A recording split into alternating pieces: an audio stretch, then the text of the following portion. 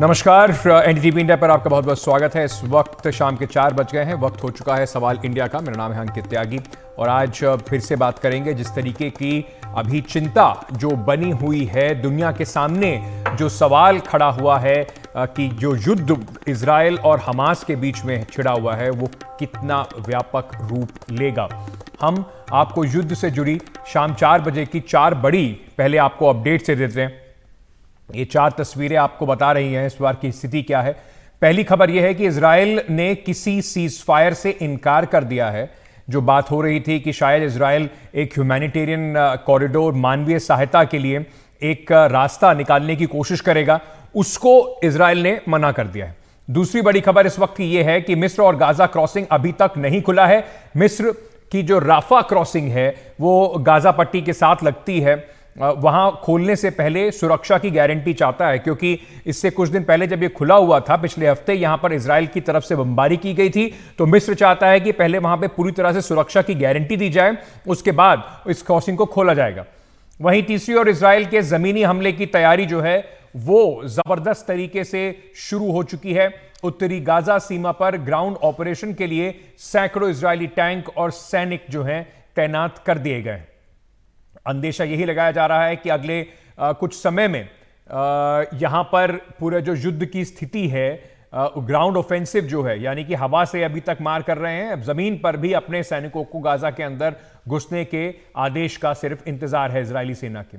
चौथी खबर अब इस वक्त की बड़ी यह है कि इजरायली सेना ने यह बताया है कि अब पहले कहा जा रहा था 150, लेकिन अब इजरायली सेना का कहना है कि हमास के पास 199 लोग बंधक हैं, जिसमें इजरायली हैं और बाकी देशों के लोग हैं। कुल मिलाकर बंधकों की संख्या 150 से अब 199 कर दी गई है। 199 ऐसे परिवार हैं जिनको इजराइल की तरफ से बताया गया है कि उनके परिवार के कोई व्यक्ति हमास के बंदी हैं और इस वक्त जब वहां जो गाजा पट्टी पे हमास के लड़ाकों के पास उनको बंधक बनाकर रखा गया है। तो ये इस वक्त की 4 बड़ी जो पूरी खबरें हैं वो आपको हमने बताई। साथ ही साथ बात करते हैं कि युद्ध के अब 10वें दिन हालात जो हैं वो किस तरीके के बन रहे हैं। मिस्र गाजा क्रॉसिंग पर खड़े राहत के जो ट्रक हैं वो इंतजार में ही खड़े हुए हैं अभी तक, क्योंकि इजिप्ट ने यानी कि मिस्र ने इजराइल से गारंटी मांगी है कि वहां पर बमबारी नहीं होगी, उनके लोग जो वहां पर मदद पहुंचाना चाहते हैं वो सुरक्षित रहेंगे। तो ये एक बड़ा इस वक्त का जो क्रॉसिंग के पास मानवीय सहायता के लिए, क्योंकि आपको बता दें एक बड़ी मानवीय त्रासदी की तरफ बढ़ रहा है। हमास के खिलाफ का युद्ध इजराइल की तरफ से ऐसा हो रहा है कि गाजा में रह रहे हर फिलिस्तीनी के खिलाफ एक युद्ध बनता जा रहा है। जर्मन चांसलर ओलफ स्कॉल्स कल इजराइल जाएंगे। इजराइल गाजा युद्ध का आज 10वां दिन है। इजराइल की जो डेडलाइन थी कि आप लोग उत्तरी गाजा से निकलकर दक्षिणी गाजा पहुंच जाएं, वो अब खत्म हो चुकी है। अब इजराइल जमीन समुंदर से भी हमले की तैयारी कर रहा है, यानी कि 3 तरफा लड़ाई लड़ी जाएगी। युद्ध में अभी तक 286 सैनिकों समेत 1400 लोग जो इजरायली हैं वो मारे गए हैं। और फिलिस्तीन की अगर बात करें तो 2670 फिलिस्तीनियों की मौत हुई है और 10,000 से ज्यादा लोग घायल हैं।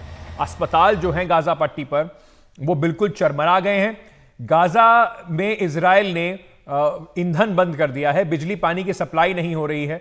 यूएन की तरफ से कहा गया है, यूनाइटेड नेशंस की तरफ से कहा गया है कि 1 लीटर से भी कम पानी बचा है वहां के बाशिंदों के लिए। अगर एक एक व्यक्ति की बात की जाए तो बहुत बड़ी भयावह स्थिति की तरफ गाजा के हालात बढ़ते नजर आ रहे हैं। वहीं राफा क्रॉसिंग से 45 किलोमीटर दूर मिस्र की सीमा पर WHO ने मदद भेजी है।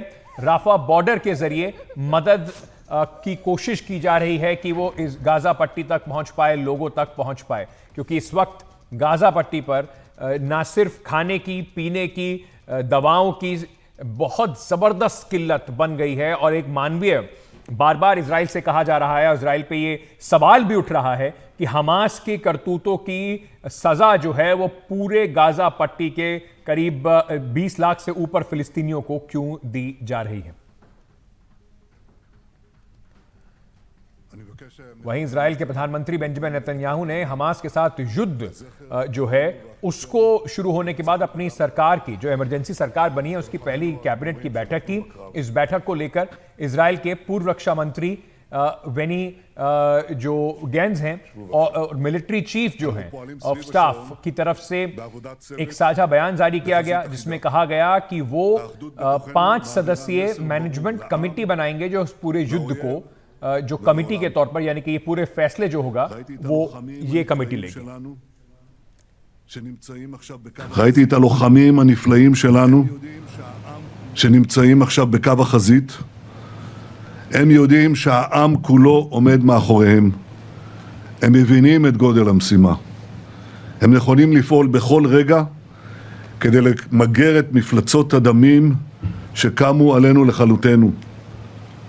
החמאס חשב שאנחנו נתפרק, אנחנו נפרק את החמאס. वहीं इजराइल गाजा युद्ध के दौरान लेबनान की जो सीमा है उस पर भी तनाव बढ़ गया है।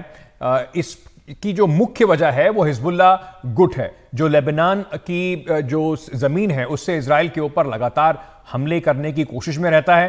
क्या ये जो इजराइल के सामने जो लेबनान की सीमा है, यानी कि उत्तरी जो इजराइल की सीमा है लेबनान से लगी हुई, वहां पर क्या चुनौतियां हैं और हालात इस वक्त क्या हैं? हमारे सहयोगी उमाशंकर सिंह की ये रिपोर्ट। हमास के हमले से पहले इजराइल और लेबनान के बॉर्डर पर किस तरह के हालात थे और अब वहां क्या हो रहा है, ये आपको बताने की कोशिश करते हैं। 2022 के नवंबर में मुझे इजराइल लेबनान सीमा पर जाने का मौका मिला। मैं इजराइल के आखिरी गांव मेतुला तक गया जो 3 तरफ से लेबनान से घिरा है। यहाँ बॉर्डर पर मुझे जो कुछ दिखा और जो ब्रीफिंग दी गई, आइए पहले आपको वो बताते हैं। जब इजराइल पर चौतरफा चुनौती की बात होती है तो उसमें इजराइल और लेबनान की सीमा की चुनौती भी शामिल है।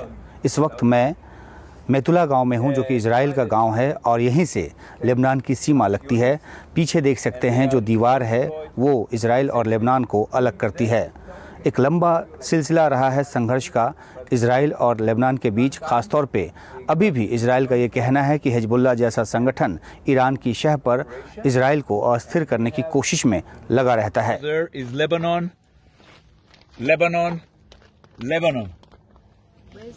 Metula is surrounded almost 27, I will show you, no more,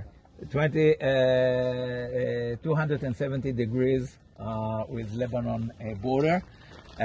If you want to see exactly the border, you see the wall over here in front of us, just between the green and the brown. Okay, this is the border, exactly the border.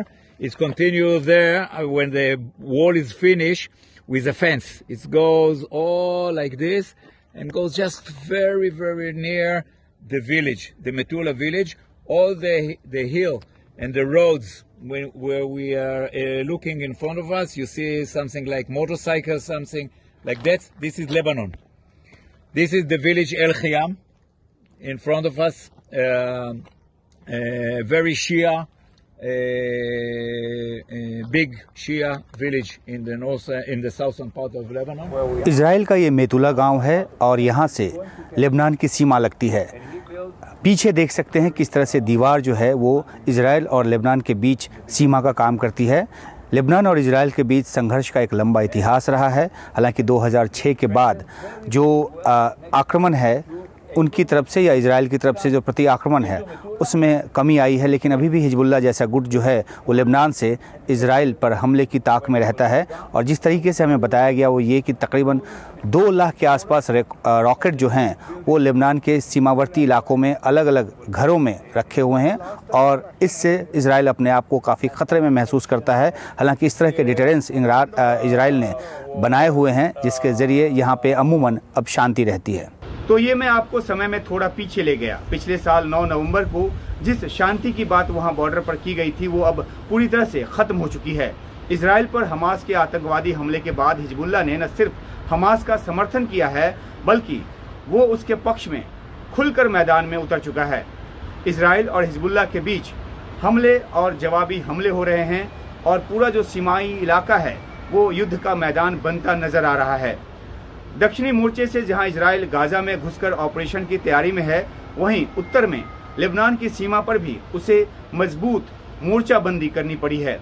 Israel ने इसे closed military zone घोषित कर दिया है और नागरिकों से कहा है कि वो ब्लू लाइन यानी कि जो लेबनान से सीमा है, इजराइल और लेबनान की सीमा को ब्लू लाइन कहा जाता है, उससे 4.5 किलोमीटर के दायरे में न आए, वरना वो गोलीबारी के शिकार हो सकते हैं। इजराइल ने अपने नागरिकों से कहा है कि वो शेल्टर्स के नज़दीक रहें ताकि हिजबुल्लाह के हमले की चपेट में आने से बच पाएं। हिजबुल्लाह की तरफ से की गई गोलीबारी में रविवार को एक व्यक्ति की मौत हो गई थी और उसके बाद जो है ये दिशा निर्देश है वो जारी किया गया है, यानी कि सबको अलर्ट रहने को कहा गया है और शेल्टर में जैसे सायरन बजे शेल्टर में शरण लेने को कहा गया है। हिजबुल्लाह के हमले के मद्देनज़र पश्चिमी गालीली पहाड़ी क्षेत्र के नहारिया, रोश, हनिक्रा, हनीता और श्लोमी जैसे सीमावर्ती शहरों में रह रहकर सायरन की आवाज़ सुनाई दे रही है। रॉकेट हमले में घायल कई लोगों का इलाज जो है वो गालीली मेडिकल सेंटर पर चल रहा है। यहाँ भारी तादाद में इजराइल डिफेंस फोर्स जो है इस पूरे इलाके में उनका जो टैंक है, आर्टिलरी गन्स है, वो सब तैनात किए गए हैं और दक्षिणी लेबनान में हिजबुल्लाह के ठिकानों को नष्ट करने के लिए हवाई हमले का भी सहारा ले रहा है। इजराइल के रक्षा मंत्री का वैसे ये कहना है कि इजराइल जो है हिजबुल्लाह के साथ लड़ाई नहीं चाहता। अगर हिजबुल्लाह संयम बरते तो इजराइल सीमा पर यथास्थिति बनाए रखेगा। दरअसल एक साथ दो मोर्चा इजराइल के लिए बड़ी चुनौती साबित हो सकती है और ये जो चुनौती उससे बचने के लिए ही वो इस तरह का बयान जो है उसकी तरफ से दिया गया है। हिजबुल्लाह के पास क्योंकि अधिक उन्नत हथियार हैं और बड़ी तादाद में रॉकेट है, वह इजराइल की तरफ जो है वो ड्रोन भी भेज रहा है और एंटी टैंक मिसाइल से भी हमले कर रहा है। वो इजराइल के सैन्य पोस्ट पर भी हमले कर रहा है। रिहायशी इलाकों के अलावा जो हिजबुल्लाह है वो हमास से कहीं अधिक ताकतवर माना जाता है। इसे ईरान से सीधी मदद मिलती है और इसका इस पूरे क्षेत्र में अपना एक दबदबा है। ये सीरिया और इराक और यमन समेत मध्य पूर्व की कई लड़ाइयों में भागीदार रहा है और इसने सीरिया के विद्रोहियों के खिलाफ राष्ट्रपति बशर अल असद का साथ दिया और ISIS और अलकायदा से जुड़े नुसरा फ्रंट के खिलाफ भी इसने लड़ाई लड़ी है। इजराइल पर हमास के 7 अक्टूबर के आतंकी हमले के बाद हमास ने हिजबुल्लाह ने तुरंत हमास का साथ देने का ऐलान कर दिया था और उसने कहा है कि इजराइल के साथ लगने वाली सीमा पर जो कुछ हो रहा है वो सीधा गाजा में होने वाली इजराइल की कार्रवाई पर निर्भर है। तो देखना है कि क्या ये मामला एस्केलेट करेगा या दोनों अपने अपने कदम पीछे खींचेंगे। तो इस बात पर नज़र बनी रहेगी। फिलहाल लेबनान और जो इजराइल बॉर्डर की हालत जो है वो इस तरह की बनी हुई है। वहीं गाजा में जारी युद्ध के बीच इजरायली सेना ने एक वीडियो जारी किया है जिसमें हमास के कई आतंकवादी जो इजरायली समुदाय के लोगों पर हमला करते हुए दिखाई दे रहे हैं। गोलियां और रॉकेट लॉन्चर से हमला किया जा रहा है। तस्वीर में एक आतंकवादी के हेलमेट कैमरे से शूट हुई है। बाद में हमास के इन आतंकवादियों को इजरायली सैनिकों ने मार गिराया था।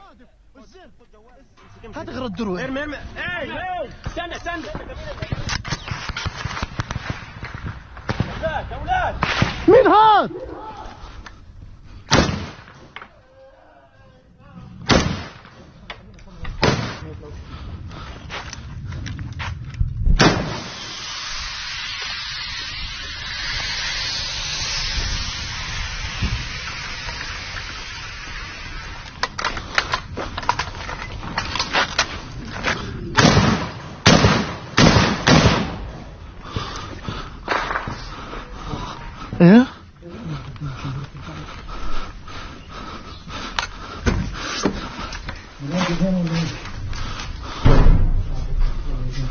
يفتح عرضك.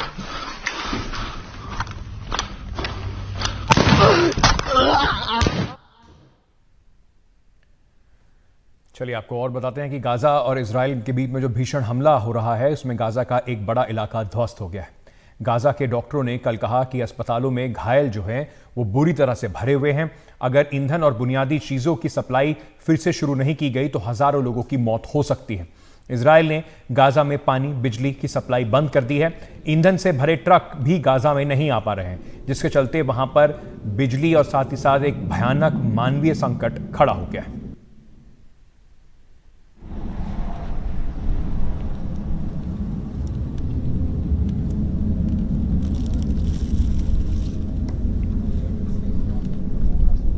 तो कैसे अब इस स्थिति को से बाहर निकला जाए? एक तरफ कूटनीति की कोशिश की जा रही है बार बार, और इजराइल अभी तक किसी की भी बात, इस कम से कम जो गाजा में मानवीय सहायता है उसको लेकर नहीं सुन रहा है। हमारे सहयोगी उमा शंकर सिंह इस वक्त हमारे साथ जुड़ रहे हैं। उनकी आपने रिपोर्ट देखी कि लेबनान से लेकर किस तरीके की टेंशन बनी हुई है। उमा, सबसे पहली चीज़ अब ये है कि एंथनी ब्लिंकन जो है वो समझ लीजिए पूरी दुनिया का दौरा करके एक बार वापस इजराइल आ गए, तो क्या उनके आने से ये माना जाए कि कुछ रास्ता आगे का निकलेगा, या ये माना जाए कि जिस तरीके की बातें वो दुनिया से सुनकर आए होंगे उससे इजराइल इस युद्ध को और तीव्रता से आगे बढ़ाने वाला है? जी देखिए, ब्लिंकन पहले इजराइल आए, उसके बाद कई देशों के दौरे पर गए, चाहे वो कतर हो, चाहे वो सऊदी अरेबिया हो, चाहे वो जॉर्डन हो। वहां से तमाम बातें करके वो वापस इजराइल लौटे हैं। तो जाहिर सी बात है कि कूटनीतिक स्तर पर उन्होंने कोशिश की है उन देशों को समझाने की और ये बताने की कि इजराइल पर जो हमला हुआ वो कितना गंभीर था और हमास का खात्मा जो है कितना जरूरी है। उनकी बात जो है वो तमाम देशों ने जरूर सुनी, लेकिन हर देश का अपना एक पहलू है। अब जॉर्डन जो है वो कहता है कि किस तरीके से गाजा से अगर इजिप्ट ले जाया जाता है लोगों को, तो वो गलत बात है, वो ऐसा नहीं होना चाहिए। दूसरी बात, जॉर्डन ये भी कहता है कि आम लोगों की जो हत्या हुई है, चाहे हमास की तरफ से हुई हो या फिर इजरायली हमले में जो आम लोग मारे जा रहे हैं, दोनों की निंदा होनी चाहिए। तो अब तक जो बातें करके वापस ब्लिंकन यहाँ आए हैं, उससे तो यही लगता है कि उन्होंने एक राय बनाने की कोशिश की अरब देशों के बीच, और ये एक राह बनाने की कोशिश की कि जो ऑफेंसिव करने को इजराइल तैयार है उसको एक स्वीकृति मिले। ये स्वीकृति तो मिलनी है नहीं, उल्टा जो ईरान जैसा देश है उसने अपना स्टैंड जो है और कड़ा किया है और ये कहा है कि जो कुछ भी गाजा पट्टी में होगा उसके बदले जो है ईरान जो है अपने कदम उठाएगा।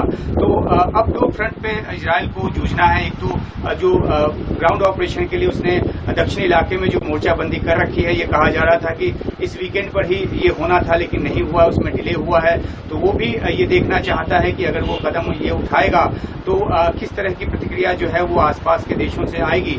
आज ही यूएन में इजराइल के प्रतिनिधि के जरिए ये साफ किया गया कि इजराइल जो है वो गाजा पर कब्जा नहीं चाहता लेकिन हमास का खात्मा जरूर चाहता है। यानी कि ऑपरेशन करने के लिए इजरायली फोर्स जो है वो गाजा में घुसेंगे और उसके बाद हमास के ठिकानों को और हमास के लड़ाकों को खत्म करके लौटेंगे। इस तरह की मंशा जो है वो जताई गई है और ये बयान तब आया है इजराइल की तरफ से जब अमेरिकी राष्ट्रपति ब्लिंकन जो है वो साफ तौर पे कह चुके हैं कि इजराइल जो है वो युद्ध के नियमों के तहत अपनी लड़ाई लड़ेगा। और दूसरा ये कि जो इजराइल का जो गाजा पे जो कब्जे का जो प्रयास होगा एक और बड़ी गलती होगी। तो दोनों के बयान में एक तरह का सिंक नजर आता है और सबसे बड़ा एलाई है अमेरिका इजराइल का। तो दोनों सलाह करके आगे बढ़ रहे हैं। अमेरिका जो है कूटनीतिक स्तर पे मोर्चा संभाले हुआ है। बंधकों को छुड़ाने के लिए उसने कतर तक से भी मध्यस्थता की अपील की लेकिन हमास जो है वो बंधक छोड़ने को तैयार नहीं है। इजराइल की सेना ने साफ कर दिया कि 199 बंधक जो हैं वो हमास के कब्जे में है। एक ये पॉइंट हो सकता है डी एस्केलेशन का कि हमास जो है बिना शर्त बंधकों को छोड़े, लेकिन वो बिना अपने हाथ में कुछ लिए बंधकों को छोड़ना नहीं चाहता। वहां आम लोगों को समस्या हो रही है, उनको उत्तरी से दक्षिणी गाजा की तरफ जाने को कहा गया है। कुछ लाख की जो आबादी है, तकरीबन 5 लाख की आबादी जो आंकड़े अभी तक आए हैं, उन्होंने जो दक्षिणी गाजा है उस तरफ शिफ्ट किया है। लेकिन वहां पे जिस तरह की कमी है पानी की, खाने की, जो आप भी जिक्र कर रहे थे, इजिप्ट कह रहा है कि वो रसद सामग्री जो है, मदद की सामग्री, वो उसके लिए इजराइल जो है तैयार नहीं हो रहा, इसलिए राफा बॉर्डर के जरिए वो गाजा पट्टी पहुंच नहीं रहा। इजराइल पे बहुत ज्यादा दबाव है कि ह्यूमैनिटेरियन जो एड है वो पहुंचने दे, लेकिन वो तब भी अभी अड़ा हुआ है और वो नहीं भेजने दे रहा। तो मामले की कई गुत्थियां हैं जो उलझी हुई हैं, सुलझाने की कोशिश चल रही है और इस बीच नजर इस बात पर है कि ग्राउंड ऑपरेशन कब इजराइल शुरू करता है। और उधर गाजा में हमास जो है वो भी तैयार बैठा है। उसने भी वीडियो जारी किया कि किस तरीके से जो इजराइल के सैनिक हैं उनका इंतजार वहां पे किया जा रहा है। उनके लड़ाके जो स्नाइपर राइफल लेकर और अपने वेपनरी सिस्टम को लेकर वहां पे बैठे हैं। तो ये मामला जो है थोड़ा सा अभी ठहर सा जरूर गया है क्योंकि कूटनीतिक स्तर पे कई तरह की कोशिशें चल रही है, लेकिन इजराइल इस बात को लेकर बिल्कुल कई बार ऐलान कर चुका है कि ग्राउंड ऑपरेशन करेगा। अंकित, बहुत बहुत शुक्रिया उमा हमारे साथ जुड़ने के लिए और ये जानकारी हमें देने के लिए। साथ ही साथ अब मैं आपको ये भी हम लोग आपको दिखाते हैं कि किस तरीके से गाजा पट्टी में लोग खौफ के साए में जी रहे हैं। हमारे मैनेजिंग एडिटर मनोरंजन भारती की ये रिपोर्ट।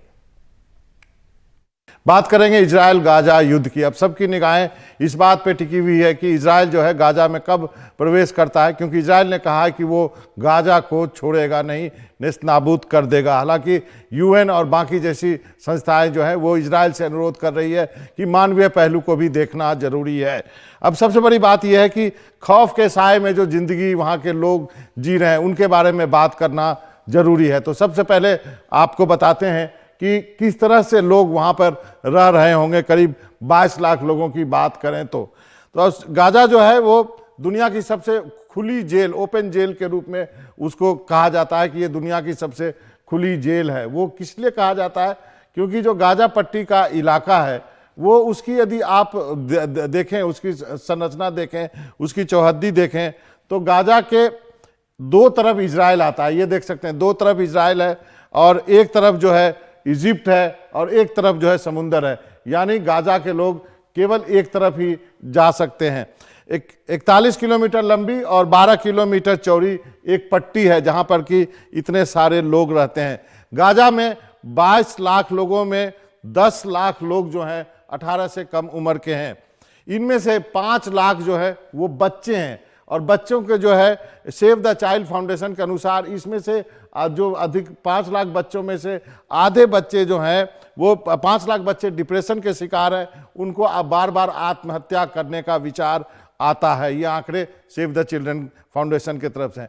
10 में से 6 लोगों को खाने पीने की वहाँ दिक्कत होती है। इसका मतलब गाजा में बाहर से भी खाना नहीं पहुँचाया गया तो लोग वहाँ पे भूखे मर जाएंगे। गाजा में आधे समय ही बिजली रहती है, यानी 24 घंटे में मुश्किल से 11 या 12 घंटे ही बिजली रहती है। अब तो वो बिजली भी ख़त्म हो गई है क्योंकि अब हॉस्पिटल में भी बिजली नहीं है, ऐसा जो है रिपोर्ट्स कह रही हैं। तो सब कुछ वहाँ पर गाजा में ठप है, उल्टे। और जो है इजराइल ने कहा कि आप दक्षिण की तरफ जाइए, तो एक बहुत बड़ी संख्या में लोग जो है वहाँ से एक तरफ से दूसरी तरफ पलायन कर रहे हैं। नाकेबंदी की वजह से गाजा से वेस्ट बैंक में भी जाना काफ़ी मुश्किल हो गया है। वेस्ट बैंक वो इलाका है जहाँ पर कि फिलिस्तीन जो है वो तादाद में है, लेकिन यहाँ से काफ़ी दूर पड़ता है। दशकों पुराना है इजराइल और फिलिस्तीन विवाद। थोड़ा आपको इतिहास में ले जाते हैं। 1948 में गाजा जो था वो इजिप्ट का हिस्सा हुआ करता था। 1967 में 6 दिन की जो युद्ध चली अरब देशों के साथ इजराइल की, उसके बाद उस पर इजरायली कब्जा हो गया। लेकिन 1994 में ओस्लो एकॉर्ड होता है, ये सबसे महत्वपूर्ण है फिलिस्तीन और इजराइल के बीच जो विवाद है उसमें जो है फिलिस्तीन को गाजा दिया गया 1994 में। 2005 में गाजा से इजराइल ने अपनी बस्ती तो हटा ली, लेकिन नाकेबंदी जो है वहां जारी रखी है। 2006 में गाजा पट्टी में चुनाव होते हैं और हमास जीत जाता है। इसी हमास ने इजराइल पे हमला किया है, उसके बाद से ये सारा युद्ध शुरू हुआ है। इसकी वजह से चूंकि हमास वहां जीत गया, इजराइल ने 2007 में नाकेबंदी जो की है गाजा की, उसको परमानेंट कर दिया, अस्थायी कर दिया है। इजराइल ने गाजा के लोगों को मिस्र की सीमा की तरफ जाने के लिए कहा है, दक्षिण की तरफ जाने के लिए यहाँ पे कहा कि इधर यहाँ के लोग जाएं। अभी तक जो है आपको बता दूं, मिस्र और गाजा का बॉर्डर जो है वो रफा है, जहाँ पे कि उनको जाने के लिए कहा गया है। रफा बॉर्डर पर मिस्र जाने का इंतजार कर रहे हैं लोग, क्योंकि अब यहाँ पे एक कन्फ्यूजन की स्थिति हो गई है। चूंकि गाजा पट्टी में कोई सबल नेतृत्व नहीं है तो लोगों को मालूम नहीं चल रहा है कि वो कैसे जाएं। वो पैदल में, गाड़ियों में, किसी तरह वहाँ से भाग रहे हैं। आम जनता काफ़ी मुश्किल में है गाजा पट्टी के लोग, आखिर वो जाएं तो कहाँ जाएं। कई लोग ये कहते सुने गए हैं कि ये हमारा दोष है कि हम यहाँ क्यों पैदा हुए, हम क्या करें। तो ये थी गाजा की कहानी, जो आने वाले दिनों में इसी तरह ये चलता रहा नाकेबंदी तो काफ़ी भयावह हो सकती है।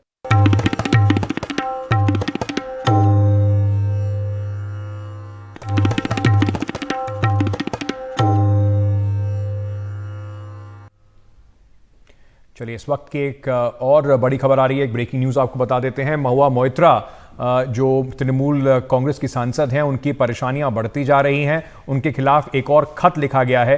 बीजेपी सांसद निशिकांत दुबे ने ही ये खत लिखा है और उन्होंने इस बार ये चिट्ठी जो है वो देश के इंफॉर्मेशन एंड टेक्नोलॉजी मंत्री यानी कि आईटी मिनिस्टर जो हैं अश्विनी वैष्णव को एक खत लिखा है।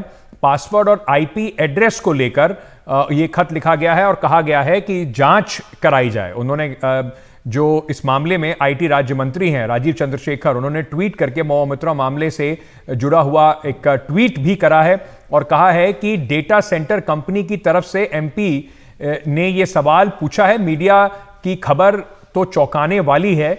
डेटा सेंटर को लेकर लॉबिंग के आरोप लगाए जा रहे हैं। डेटा सेंटर कंपनी पर लॉबिंग का आरोप है, इस तरीके की बात अब सामने आ रही है। चलते हैं, हमारे सहयोगी प्रशांत इस वक्त हमारे साथ जुड़ रहे हैं। प्रशांत, क्या मांग करी है, क्योंकि निशिकांत दुबे लगातार ये चिट्ठियां जरूर लिख रहे हैं। एक चिट्ठी उन्होंने स्पीकर के पाले में डाल दी है और दूसरी चिट्ठी अब आईटी मिनिस्टर के पाले में डाल दी है, क्या कह रहे हैं इस पे? जी देखिए अंकित, निशिकांत दुबे ने जो स्पीकर को चिट्ठी लिखी थी उसमें कई आरोप लगाए थे उन्होंने, और उनका कहना था कि पैसे लेकर सवाल पूछे गए। एक पर्टिकुलर जो मीडिया माफ़ करिएगा, एक पर्टिकुलर इंडस्ट्रियल हाउस को सपोर्ट करने के लिए ये सवाल पूछे गए। उसमें एक आरोप ये भी लगाया था निशिकांत दुबे ने स्पीकर को लिखी चिट्ठी में कि महुआ मोइत्रा ने जो हर पार्लियामेंटेरियन का एक पोर्टल होता है, जो लोकसभा की वेबसाइट पर अगर आप जाएंगे अंकित, तो उसमें एक लोकसभा सांसदों के लिए अलग से एक लिंक होता है जिसको आप क्लिक करेंगे तो उसको एक्सेस केवल लोकसभा के सांसद मतलब मेंबर ऑफ पार्लियामेंट ही उसको एक्सेस कर सकते हैं, और उसके लिए उन्हें यूज़र आईडी और एक पासवर्ड दिया जाता है उसको खोलने के लिए। उसको कोई आम आदमी, आम नागरिक उसको एक्सेस नहीं कर सकता है। अब निशिकांत दुबे ने जो स्पीकर को चिट्ठी लिखी थी उसमें यह आरोप लगाया था कि महुआ मोइत्रा ने अपना जो लॉगिन क्रेडेंशियल है, जो यूज़र आईडी और पासवर्ड है, वो भी उस औद्योगिक हाउस को दिया था ताकि वो सीधे सवाल पूछ सकें, उनके वेबसाइट को सीधे, उनके पोर्टल को सीधे एक्सेस कर सकें। अब इसी मामले में जो चिट्ठी लिखी है निशिकांत दुबे ने अश्विनी वैष्णव को, उनका कहना है कि अगर ये आरोप सही है तो ये नेशनल सिक्योरिटी का ब्रीच है, ये राष्ट्रीय सुरक्षा से खिलवाड़ है, क्योंकि लोकसभा की जो वेबसाइट होती है जिसपे सांसदों का जो पोर्टल होता है उसमें कुछ क्लासिफाइड इंफॉर्मेशन भी होती है और वो केवल सांसद ही उसको एक्सेस कर सकते हैं। तो ऐसे में दो तरह की जाँच की मांग की है निशिकांत दुबे ने। पहला उन्होंने कहा है कि क्या ये सही है कि महुआ मोइत्रा ने अपने जो लॉगिन क्रेडेंशियल हैं, जो यूज़र आईडी और पासवर्ड है, वो किसी और को दे दिए, और एक और चीज़ की जांच की जाए कि जो उनका आईपी एड्रेस है, जो ये इस लॉगिन क्रेडेंशियल से जो वेबसाइट खोले गए, जो पोर्टल खोले गए, क्या उसका आईपी एड्रेस वैसी जगह से तो नहीं है जहां वो खुद मौजूद नहीं है। इसका मतलब किसी और ने किसी और आईपी एड्रेस से इनके पोर्टल को खोला गया है महुआ मोइत्रा को, ये आरोप लगा रहे हैं। तो इन्हीं दोनों चीज़ों की जाँच के लिए अब चिट्ठी लिखी है निशिकांत दुबे ने अश्विनी वैष्णव को भी और राजीव चंद्रशेखर जो एमओएस आईटी मिनिस्टर हैं, उन दोनों को उन्होंने चिट्ठी लिखी है। प्रशांत बने रहिए हमारे साथ इस वक्त हमारे सहयोगी अखिलेश जी भी जुड़ रहे हैं। अखिलेश जी, ये जो चिट्ठी लिखी गई है इस पर एक ट्वीट भी हुआ है। राजीव चंद्रशेखर ने ट्वीट करते हुए कहा है, उन्होंने ये भी कहा है कि किसी डेटा सेंटर लॉबिंग का उन्होंने एक आरोप लगाया। उन्होंने कहा ये गंभीर आरोप है और इसकी जांच अवश्य होनी चाहिए। बिल्कुल, जब ये चिट्ठी आई है निशिकांत दुबे की, उससे कुछ ही देर बाद जो एमओएस आईटी हैं राजीव चंद्रशेखर, उन्होंने एक ट्वीट किया है और इस ट्वीट में स्पष्ट तौर पर यह कहा है कि जो आरोप लगाए गए हैं काफ़ी गंभीर आरोप हैं। उन्होंने कहा है कि अगर ये सच है आरोप तो ये वाकई बहुत ही शॉकिंग है और शेमफुल है, क्योंकि किसी भी सांसद को इस तरह से किसी भी बिजनेस घराने के हवाले से सवाल संसद में नहीं पूछना चाहिए। और इसके बाद दूसरी महत्वपूर्ण बात अंकित जो राजीव चंद्रशेखर ने अपने ट्वीट में कही है वो ये कही है कि एक बात बिल्कुल सच है कि डेटा लोकलाइजेशन को लेकर के और जो भाषा इस्तेमाल की गई है पार्लियामेंट्री क्वेश्चन में, वो बिल्कुल हूबहू है। किस बात से हूबहू है कि जो सवाल इन्होंने पूछा है, जो आरोप लगाया गया है कि ये सवाल पूछा लोकसभा में अपना डेटा लोकलाइजेशन को लेकर के, ठीक वही भाषा जब उनसे राजीव चंद्रशेखर से एक कंपनी के प्रमुख मिले तो उन्होंने वही भाषा का इस्तेमाल किया था।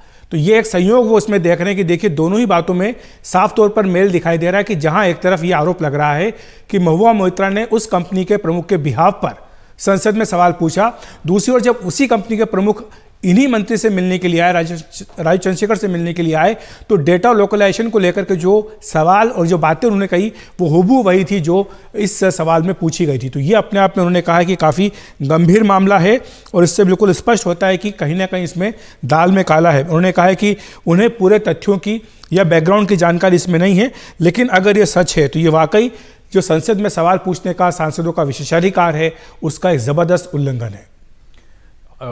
लेकिन जैसे हम इस पे बात कर रहे थे अखिलेश जी, कल भी हम इस पे बात कर रहे थे कि इस पर अभी किसी भी तरह की जो जांच है वो होना अभी बाकी है। तो अब आगे इसमें क्या स्टेप्स हैं? स्पीकर को एक चिट्ठी लिखी गई है, स्पीकर के दायरे में क्या क्या अधिकार हैं, वो क्या क्या अब आगे कर सकते हैं?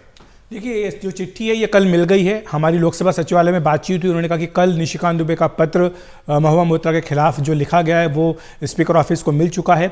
अब इस पर स्पीकर आगे फैसला करेंगे कि उन्हें किस तरह की जांच इस पर करनी है, जांच लायक ये है भी या नहीं है, और जो भी प्राइमा फेसी अगर उनको लगता है कि इसमें गंभीरता है आरोपों में तो वो इसको या तो एथिक्स कमेटी जो है उसको रेफर कर सकते हैं या फिर उसके लिए एक अलग से समिति बनाई जा सकती है, जैसे कि मांग निशिकांत दुबे ने की है।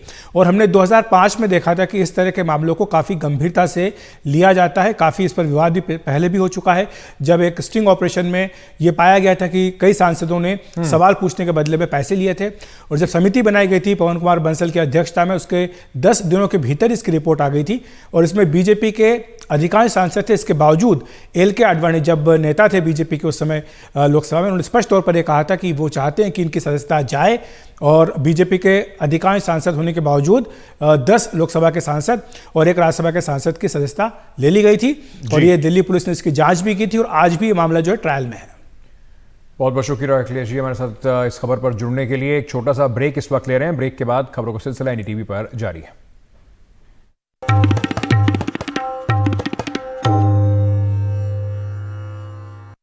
इस वक्त एक बड़ी खबर आपको बता दें, इलाहाबाद हाईकोर्ट ने नोएडा के चर्चित निठारी कांड में आरोपी सुरेंद्र कोहली को दोषमुक्त कर दिया है। कई दिनों तक बहस के बाद अदालत ने अपना फैसला सुरक्षित कर लिया था। 2005-2006 में ये जो बड़ा चर्चित केस था, सीरियल मर्डर केस था, इसमें निचली अदालत ने उसी जो सुरेंद्र कोहली है उसे फांसी की सजा सुनाई थी।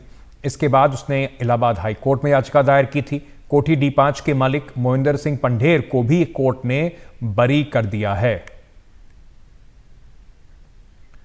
चलते हैं, मेरे सहयोगी मुकेश इस वक्त हमारे साथ जुड़ रहे हैं। मुकेश, ये केस आपने कवर भी किया था, तो क्या माना जाए कि किसी ने उन बच्चों को नहीं मारा? देखिए, बिल्कुल ये बहुत बड़ा सवाल है कि आखिर जो इतने बच्चे मारे गए, जिसमें करीब 10 लड़कियां थीं और 9 लड़के थे, उनका हत्यारा कौन है? क्योंकि 18 साल तक ये मामले कोर्ट में चलते रहे और कोर्ट ने दोनों ही आरोपियों को सभी आरोपों से बरी कर दिया।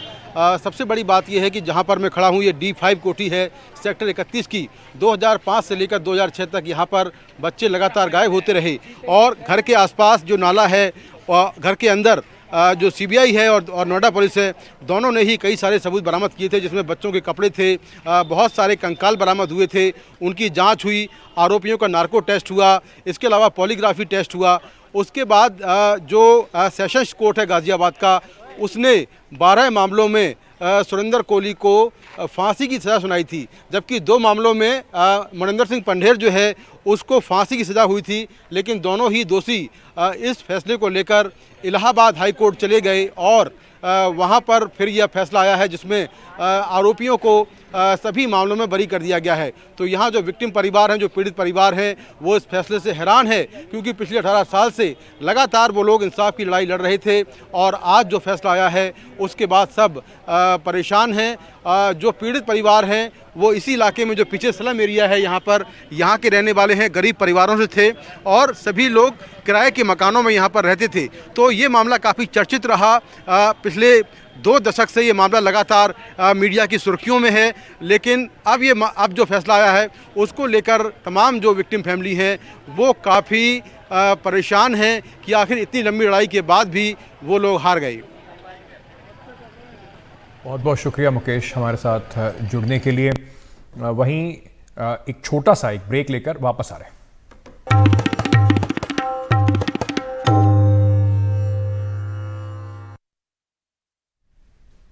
मनीष सिसोदिया की जमानत के मामले में सुप्रीम कोर्ट से एक अहम खबर आ रही है। आम आदमी पार्टी को आरोपी बनाने पर विचार कर रही है इन्फोर्समेंट डायरेक्टरेट। ये जो कथित शराब घोटाला है, इसमें एक पूरी पॉलिटिकल पार्टी यानी कि आम आदमी पार्टी को भी आरोपी बनाने पर विचार कर रही है इन्फोर्समेंट डायरेक्टरेट। सुप्रीम कोर्ट में जो एएसजी हैं राजू साहब, उन्होंने कहा है, उन्होंने कहा है कि मुझे निर्देश दिया गया है कि मैं आपको बता दूं कि हम एक पॉलिटिकल पार्टी को भी यानी कि आम आदमी पार्टी को भी इसमें आरोपी बना सकते हैं। हमारे साथ हमारे सहयोगी आशीष भार्गव जुड़ रहे हैं। आशीष, बहुत ही बड़ी खबर है ये, शायद भारत के इतिहास में पहली बार होगा कि एक पूरी की पूरी पॉलिटिकल पार्टी ही आरोपी बनेगी।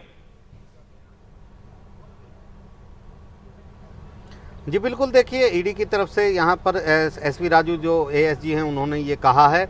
पहले सुप्रीम कोर्ट ने ही ये पूछा था कि अगर आप ये कहते हैं कि एक राजनीतिक पार्टी को सारा फायदा पहुंचा, उसने अभियानों में, अपने चुनाव अभियानों में पैसा लगाया, तो फिर उस पार्टी के लिए आप क्या सोचते हैं, क्या उस पार्टी को भी आरोपी बनाएंगे? तो उस समय जो एएसजी थे उन्होंने बयान ये दिया था कि वो विचार कर रहे हैं, सभी विचार कर रहे हैं, लीगल ओपिनियन इस मामले पर मांगी गई है। लेकिन आज उन्होंने कहा है कि वो पीएमएलए की धारा, पीएमएलए एक्ट जो है उसकी धारा 70 के तहत राजनीतिक पार्टी को यानी आम आदमी पार्टी को आरोपी बनाने पर विचार कर रहे हैं। हालांकि सुप्रीम कोर्ट ने पूछा है कि क्या चार्जेस होंगे, सीबीआई केस के साथ होंगे या अलग से कुछ होंगे, ये तमाम चीज़ें उन्होंने पूछी हैं। सुनवाई कल 2 बजे भी और भी जारी रहेगी, लेकिन बड़ा बयान यहाँ पर आया है ईडी की तरफ से और काफ़ी अहम है ऐसे मोड़ पर, क्योंकि सवाल ये भी उठ रहे थे कि क्या किसी राजनीतिक पार्टी को आप किसी क्रिमिनल केस में आरोपी बना सकते हैं। ये एक बड़ा लीगल सवाल भी है और आगे चलकर इसका जवाब भी मिलेगा, क्योंकि अगर ऐसा होता है तो निश्चित तौर पर संवैधानिकता को भी चुनौती दी जाएगी। इसको चुनौती जब दी जाएगी, क्योंकि आज से पहले इतिहास में कभी ऐसा नहीं हुआ कि किसी क्रिमिनल केस में पूरी राजनीतिक पार्टी को जो है वो आरोपी बना दिया जाए। जी आशीष, बहुत बहुत शुक्रिया हमारे साथ जुड़ने के लिए। अभी के लिए इतना ही समय है, छोटा सा एक ब्रेक लेकर वापस आएंगे। खबरों का सिलसिला एनडीटीवी इंडिया पर जारी है।